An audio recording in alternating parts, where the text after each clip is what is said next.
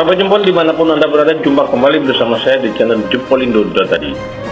Salam sejahtera. Assalamualaikum warahmatullahi wabarakatuh.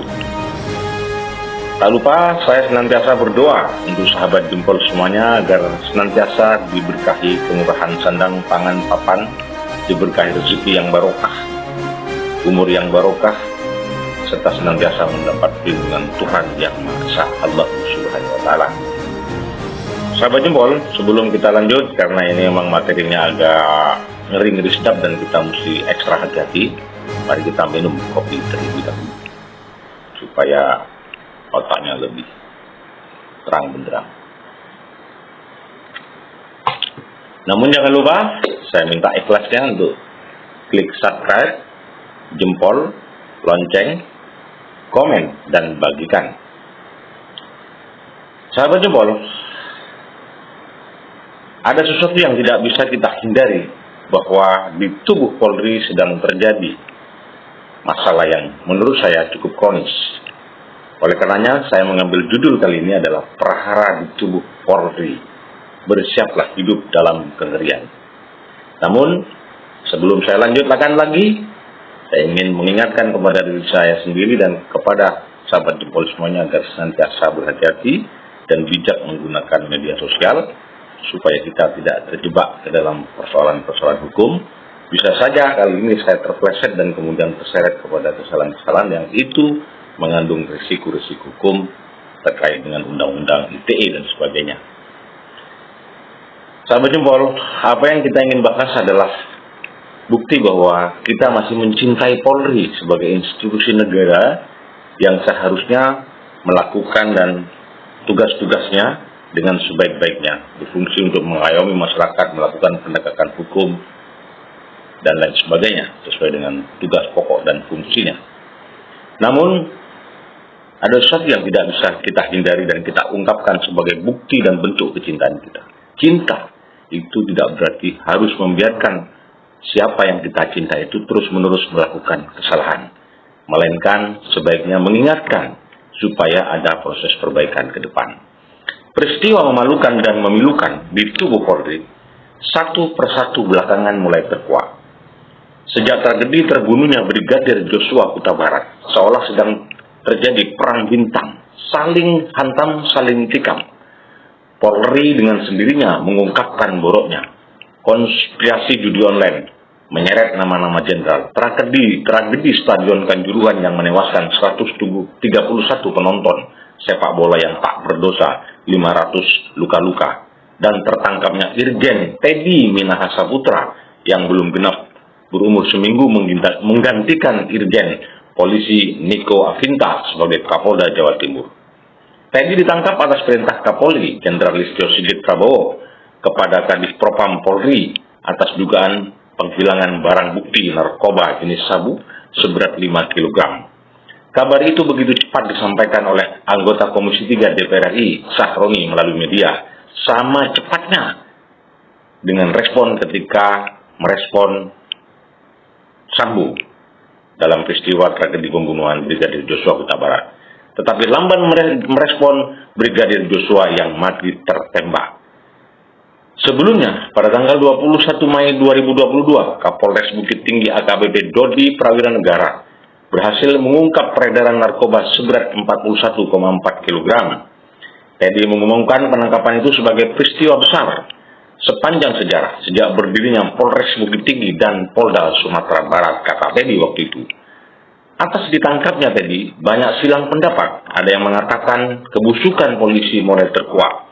Ada yang menganggap sebagai prestasi Polri yang tak tebang pilih dalam menjalankan presisi dan penegakan hukum. Ada pula yang menganggap sebagai jeruk makan jeruk, polisi makan polisi. Apapun tafsir publik atas peristiwa ditangkapnya Teddy, yang pasti semakin menguatkan bahwa benar adanya borok di tubuh Polri yang semakin kronis. Kondisi Polri kian mengkhawatirkan, terjadinya abuse of power semakin menguat. Kekuasaan Polri yang semakin merajalela adalah fakta yang semua orang sudah mengetahuinya, namun berhati-hati mengungkapkannya dan berhati-hati pula karena diselimuti ketakutan. Tentu saja lebih masuk akal diam daripada bicara lalu masuk penjara. Cengkraman kekuasaan polisi tampak terlihat dari upaya menempatkan polisi pada jabatan penting, diantaranya Ketua KPK RI, Kepala BIN, Kepala Bulog, Mendagri, Ketua Pramuka, dan Kepala BNPT. Dalam kondisi yang sudah kian parah, masih saja ditemukan ulah polisi yang melakukan tindakan menggunakan kekuasaannya untuk kepentingan pribadi dan oknumnya. Begitu ya kira-kira ya. Supaya tidak salah sebut nanti kalau nggak menggunakan oknum kita kepeleset.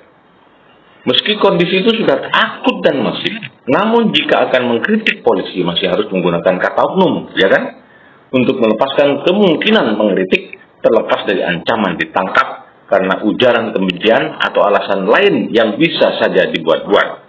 Sedemikian mengerikannya di situasi di tubuh Polri, hingga lembaga negara yang merupakan pintu pertama penegakan hukum itu telah berubah menjadi negara dalam negara.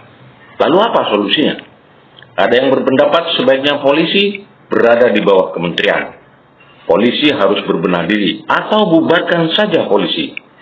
Menko Polhukam Mahfud MD menanggapi kritik terhadap Polri dengan sebuah ungkapan.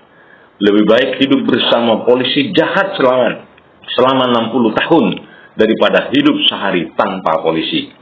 Tetapi apakah kemudian ungkapan itu hanya berakhir tanpa solusi apapun untuk melakukan perbaikan di tubuh Polri? Apakah cukup hanya dengan upaya Presiden Jokowi mengumpulkan ratusan panglima tinggi Polri di Istana Kepresidenan, lantas semua akan selesai? Tentu saja tidak.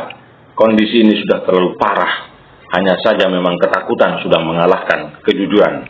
Lantas, aku, kamu, kita, kalian, mereka berubah menjadi munafik. Maka kemudian harapan bertumpu pada kemauan politik DPR RI untuk melakukan kajian strategis dengan menggodok kemungkinan melakukan pembenahan sistematis melalui regulasi dan aturan yang jelas. Namun, harapan itu menjadi sekedar omong kosong bisa saja ketika anggota DPR hanya menjadi kepanjangan tangan partai, bukan kepanjangan tangan kepentingan kebanyakan warga negara. Sisi lain, tak sedikit di antara mereka yang menjadi anggota DPR hanya sekedar mencari jabatan prestisius yang tentu saja lebih baik mengamankan kedudukannya ketimbang ambil resikonya.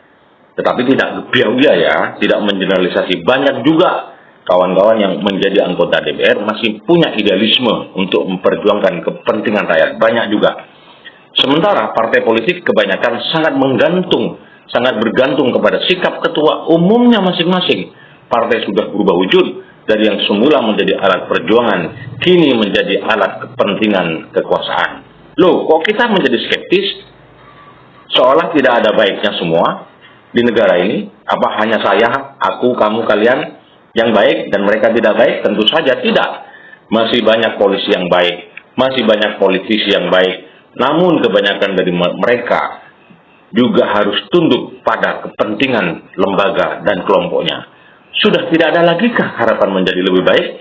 Harapannya berpulang kepada kekuatan civil society yang masif dan punya kemampuan mendobrak tembok beton rezim kekuasaan. Jika tidak, maka bersiaplah hidup di republik ini berada dalam bayang-bayang ketakutan. Ngeri nggak? Ya ngerilah, masa enggak? Demikian sahabat jempol semuanya, semoga pembahasan kali ini bermanfaat bagi kita untuk menjadi bahan renungan bagi kita semua dalam rangka melakukan pembenahan hidup menjadi lebih baik ke depan.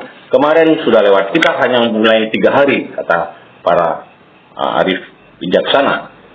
Kemarin sudah lewat, besok belum tentu, dan hari ini yang kita lewati. Maka jadikanlah hari ini senantiasa lebih bermanfaat dari kemarin, dan mudah-mudahan hari esok lebih bermanfaat daripada hari ini. Jika ada salah kata, tentu saja dari saya, tapi jika ada sesuatu yang benar, tentu saja datangnya dari Allah Subhanahu wa Ta'ala. Salam sejahtera. Wassalamualaikum warahmatullahi wabarakatuh. Merdeka.